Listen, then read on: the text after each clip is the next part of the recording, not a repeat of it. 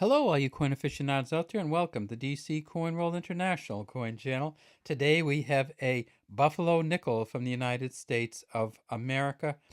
Sometimes you see these called the Indian head nickel, and a nickel in the United States of America is worth 5 cents.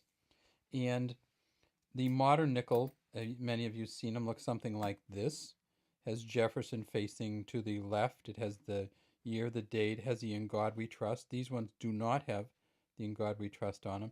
And at the back it says 5 cents. So even though the US dime, and here's a dime, says 1 dime on it, which is worth 10 cents, it never says 10 cents on the US dime. And it never says a nickel on the US nickel. It says 5 cents. So there you go. We don't have a system that's consistent, but we do have a system. So as United States of America, E pluribus unum, we see the buffalo here, we see the 5 cents here. And then if we turn it up on its side, we see that it has a smooth edge. This is a copper nickel coin. It weighs about 5 grams, or it did when they made it. And then you see where we come to our issues. It says Liberty here, which is the only writing on the top of the coin. And then down here is where the date's supposed to be. And we just cannot see any date here. So this is the profile of the Indian chief. It comes down. This is a braid that goes through the 2 feathers. His neck comes down here. Shoulder comes out here. And right up on top of his shoulder is where the date was.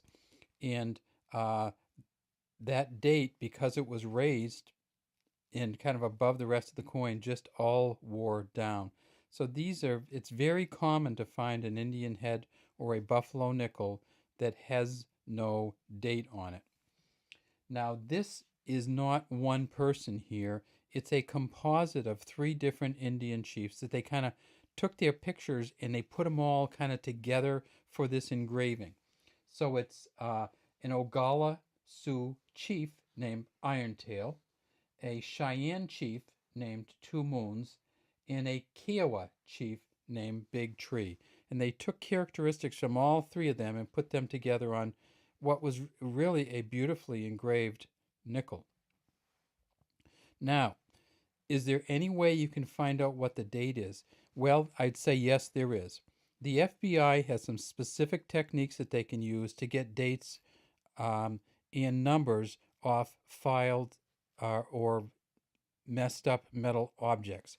So what happens sometimes is somebody will buy a gun and file off the serial number, and the FBI can actually, because when you stamp the metal, it actually sends traces right down through the metal. So if you're willing to spend a few $1,000s, you can probably figure out, or if you have some kind of imaging device, you can probably figure out what the date is on here, but it's not ever going to be worth that much, so don't do that. Now, here's another way you can find out the date if it's one specific date. If it's a 1913, you can flip it over. And in 1913, when they first made this was a full mound underneath. There was no cutouts in here. And so after they had produced about 14 million of these coins in 1913, they realized that the 5 cents was already rubbing off because it was raised. And the mint marks were rubbing off because they were on raised too. So they took this mound underneath the buffalo and they did a cutout and recessed it.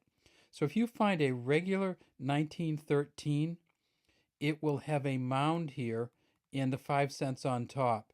And the 5 cents is probably going to be worn off if you find one of those. But there's plenty of good specimens out there without the 5 cents raised off.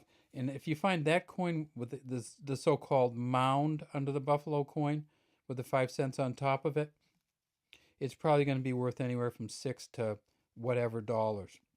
This particular coin, it lists in sites like Numista for about 5 cents.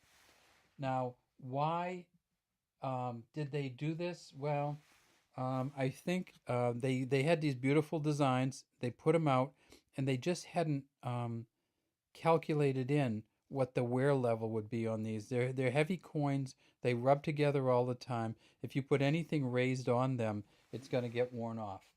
Can we get a guess other than now that we know it's not 1913 because it doesn't have a full mound here? Any other year that it could be? Well, not really. We know it was made between 1913 and 1938. What's the most likely year? The most likely year is probably 1936 because they made about 119 million of them, and they're in only one other year did they make up to 80 million, and that was 37.